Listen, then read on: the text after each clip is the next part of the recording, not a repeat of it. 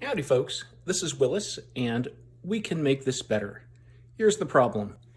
We've got a garage and a new chest freezer for putting some food in, and this is the only outlet box on the wall of the garage. It feeds a conduit that goes to a ceiling box. Howdy folks, this is Willis and we can make this better. Here's the problem. We've got a garage and a new chest freezer for putting some food in, and this is the only outlet box on the wall of the garage. It feeds a conduit that goes to a ceiling box, so clearly we've got power. So we'll just need to put in some outlets in that box. Presumably there are some wires in there that I can tap into and put in an outlet. So here's the stuff we'll be using today. We'll be installing a Gfci outlet because this is a garage and there might be contact with water. We'll be putting in 2 outlets in that box since it's a 4-inch square box, and this is the cover that will accept 2 devices. We'll be tagging this outlet onto the output leads of the Gfci. We'll be using a bit of wire. I use 12-2 because if your circuit breakers cover 20 amps, then you need 12 gauge wire. If your circuit breakers only go to 15 amps, then you can get away with 14 gauge, but I always just buy 12 gauge simply because that way I never have to think about which wire to use. Tools we'll be using. We've got a current sniffer and its transmitter, which we'll plug into the ceiling box. And we've got this current sniffer to figure out which circuit breaker to turn off. We've got some random wire nuts that we may or may not need. We've got a drill with Phillips and a straight bit to remove and install the outlet cover and devices into the box. Wire stripper, wire cutter to cut the wires. You can use any wire cutter. This just happens to be a tin snip that works very well. And we've got an insulation stripper. And then we have a utility knife to do some general cutting. I threw that in at the last moment there because I forgot it. So clearly we've got power. So we'll just need to put in some outlets in that box. Presumably there are some wires in there that I can tap into and put in an outlet. So here's the stuff we'll be using today. We'll be installing a Gfci outlet because this is a garage and there might be contact with water. We'll be putting in 2 outlets in that box since it's a 4-inch square box, and this is the cover that will accept 2 devices. We'll be tagging this outlet onto the output leads of the Gfci. We'll be using a bit of wire. I use 12-2 because if your circuit breakers cover 20 amps, then you need 12 gauge wire. If your circuit breakers only go to 15 amps, then you can get away with 14 gauge, but I always just buy 12 gauge simply because that way I never have to think about which wire to use. Tools we'll be using. We've got a current sniffer and its transmitter, which we'll plug into the ceiling box. And we've got this current sniffer to figure out which circuit breaker to turn off. We've got some random wire nuts that we may or may not need. We've got a drill with Phillips and a straight bit to remove and install the outlet cover and devices into the box. Wire stripper, wire cutter to cut the wires. You can use any wire cutter. This just happens to be a tin snip that works very well. And we've got an insulation stripper. And then we have a utility knife to do some general cutting. I threw that in at the last moment there because I forgot it. All right, we've got the transmitter for the current sniffer plugged into the outlet box in the ceiling. Then I'm going to turn on the receiver, and yes, that definitely picks up the signal. And now what we'll do is we'll go out to the circuit breaker box. All right, here we are out at the circuit breaker box. We've got a bunch of circuit breakers, some big double ganging ones for the AC, and then some smaller ones and double duplex breakers and some singleton breakers. And here with our current sniffer, we're going to find that yes, indeed, we've got picking up the signal. And it's one of these breakers or one of these breakers. But happily, I've already sort of figured out that it's this breaker. So now the beep is gone, so I get no current signal. And what I'm going to do now is I'm going to label the breaker so that I know which one it'll be in the future. I'll use a Sharpie for that. And back in the garage, I verify that the transmitter is no longer sending its signal with the current sniffer, so we're all good. The current here should be off. Okay, now let's take the cover off this box. We'll use the drill to do that. We're not going to take the screws all the way off since they'll be captive here. And so we've got an easy job here. We've got common, hot, and then ground to tie into. Perfect. All right. So what we'll need to do is we will tie into the we'll tie these into the screws on the Gfci directly to get rid of these wire nuts. All right, we'll get back to it. Actually, what we can do is we can take these apart.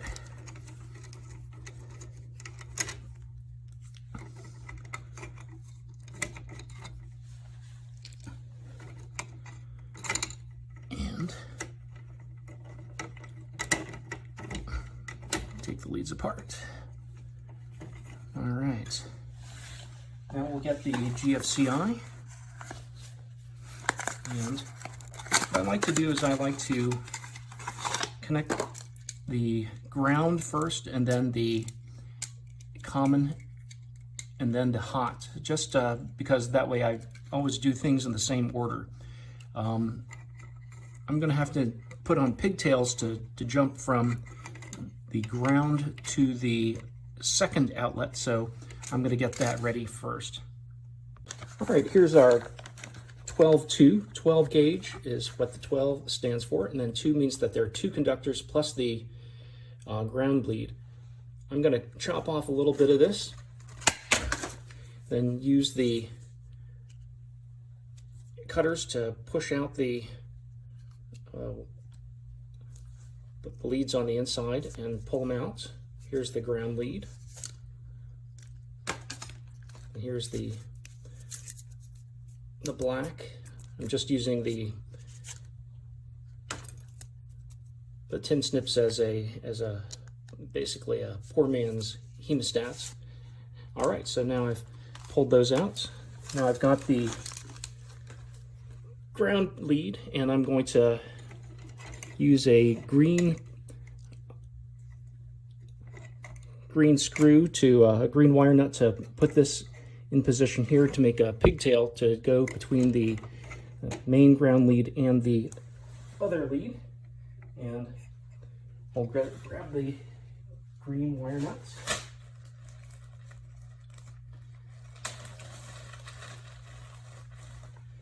The green wire nut is different from the others because it's got a hole in the end that the wire can feed through.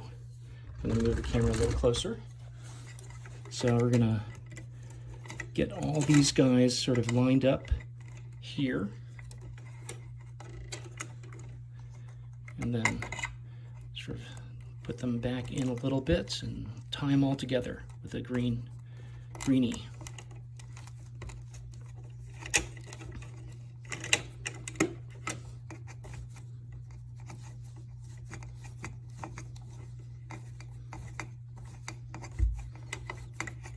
All right.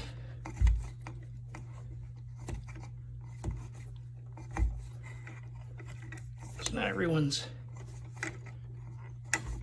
tied together, nice and tight.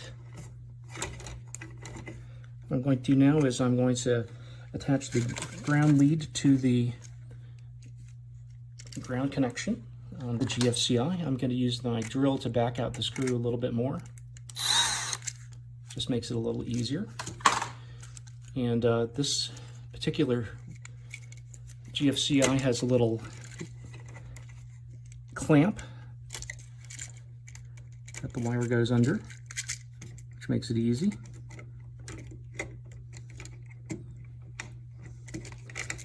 Get those white leads out of the way.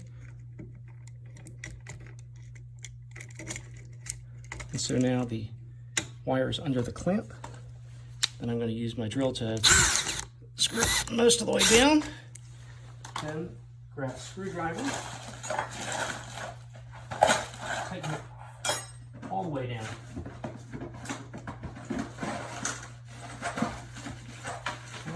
thing I don't.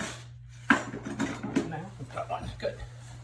So we'll use a screwdriver to make absolutely sure it's tight. All right, so that's the ground lead. And now we'll attach the common leads. The common goes to the larger slots on the US plugs. And what we're going to do is these are the line leads that go into the line input for the GFCI. We're going to attach the second outlet to the output leads on the GFCI that are monitored by the GFCI.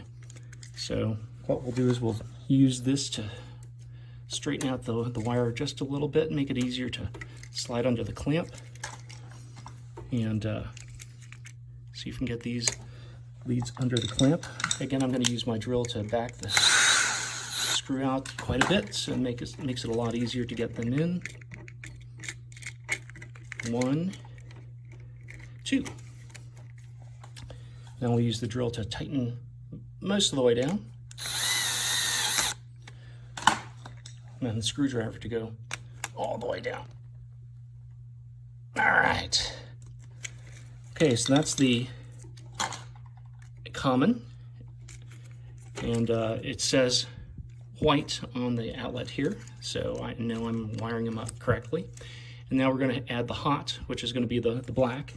We're going to do the same thing, unscrew the terminals, the clamp just a little bit to make it a little easier. Get those wires in there. 1, 2. Now what this connection here is doing is two things. One is that it's feeding the power from the wall into the outlet, and the second is that it is allowing the power to go further on up the conduit into the box in the ceiling. Okay, so now this outlet is wired in, but now what we're going to do is we're going to wire in the second outlet next door to it. So we're going to take our 2 extra pieces of wire and strip the ends of the insulation off about 1/2 inch, and since this is 12 gauge wire, I'm going to use the solid 12 gauge position on the cutter, on the stripper I mean. So go ahead and put that in there and chop her off. And remove the insulation. I'll probably edit this because there's no need to see stripping of all 4 wires. All right, so now we've got our jumper lines. So again, I always like to go in the order of ground, common, then hot, just so that I always do the same thing in the same order. So we're going to put the common on. And this sticker covers the output leads from the GFCI, and I leave the sticker on just as a reminder to me and whoever else has to open up the outlet that this is the output side. We're going to do the same thing with the clamps. Loosen it with the drill. Then put the wire underneath the clamp and tighten it down with the drill again.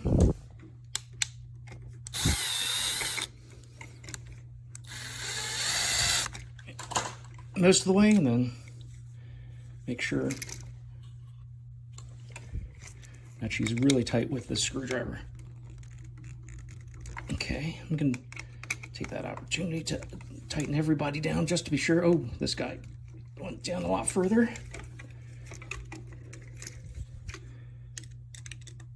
And so did this guy. Okay.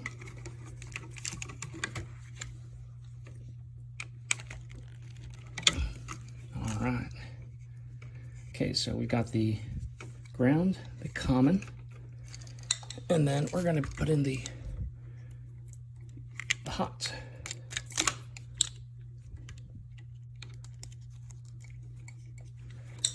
And again, use the drill to back it most of the way out. And the wire into the clamp. Drill again for most of the way in. And then final tightening with a screwdriver. All right. Okay. Now we've got everything wired up. Okay, now we're going to attach the second outlet. And here's our second outlet, and it's got a similar set of clamping devices. No, actually it doesn't. Yeah, it does, actually. Okay, so that's good. Makes it a lot easier. So what we'll do is in the same order, is we'll do the ground first.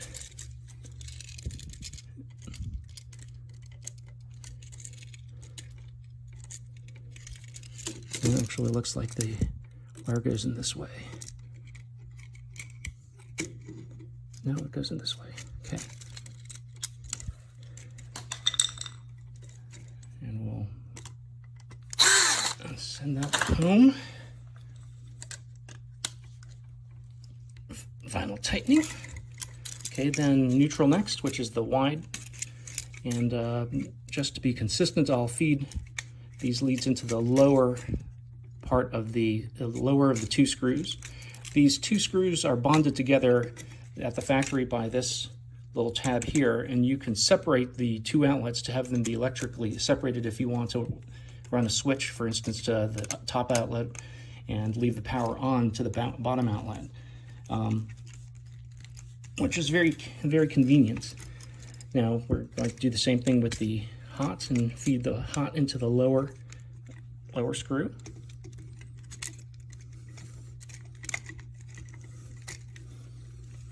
All right.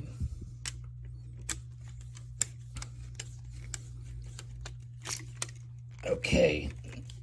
Now what we're going to do is go around and make sure that everyone's really tight. Okay. All right.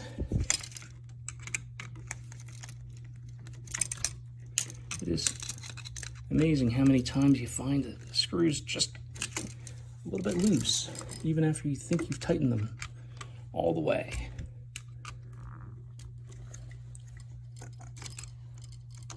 All right, so everyone's tightened up.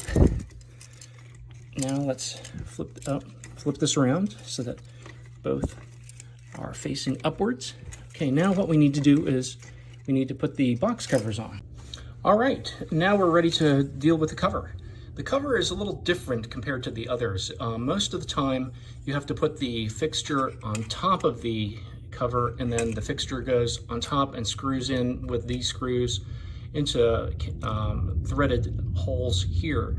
But this cover has just plain drilled out holes, and there comes with a set of bolts and nuts that are going to allow me to put the covers straight on top like that, and then squash the whole thing into the wall. In order to prepare these outlets for use in this, we have to snap off the ears at the top, and we have to take the screws out. Taking the screws out is easy. You just, there's a little fiber washer on the back side that usually you can defeat, but if you can't defeat it by just pushing on it, then we'll just unscrew the screw all the way out. Then what we're going to do is we're going to take a pair of pliers. I didn't include that in the list of tools that we needed, but any set of pliers will do. And then what you do is you just basically bend in on the scored line so that it breaks off. And so we'll do that for all four of the others real quick.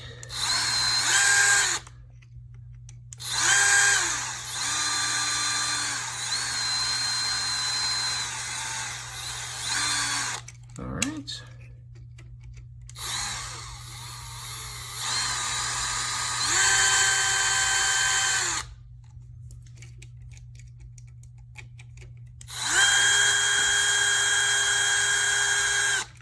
Okay, we'll break off the lower tab here. Oh, damaged the bracket there. So what we'll do is grab the bracket and push her back up, and then be more careful about bending right at the score line.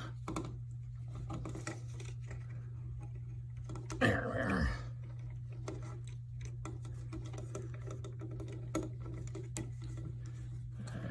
Nothing's ever as easy as it looks like it should be. So bend right at the score line. There we are. Now for this other set of tabs, these are scored to break off the corners.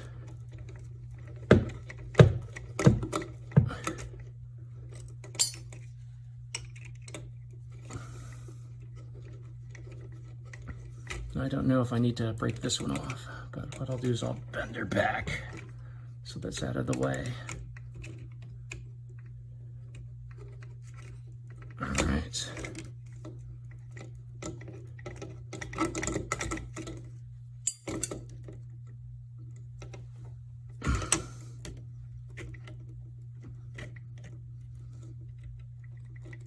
All right.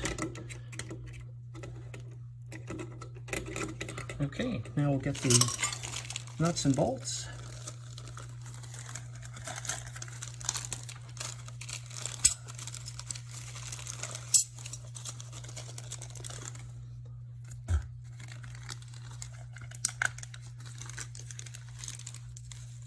Tearing apart the little bags that they came in. So one nut, one bolt. We'll work on this guy first here.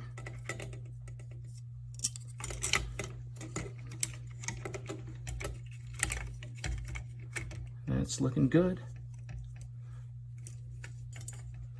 It's got the steel industrial look, which is nice. And now we'll change over our drill to the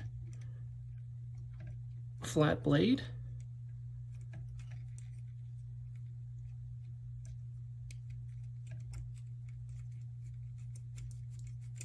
All right.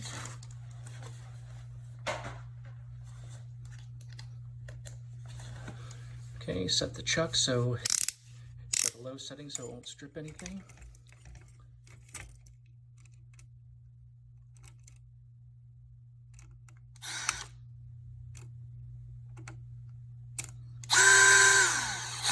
Okay, do the same thing times 4.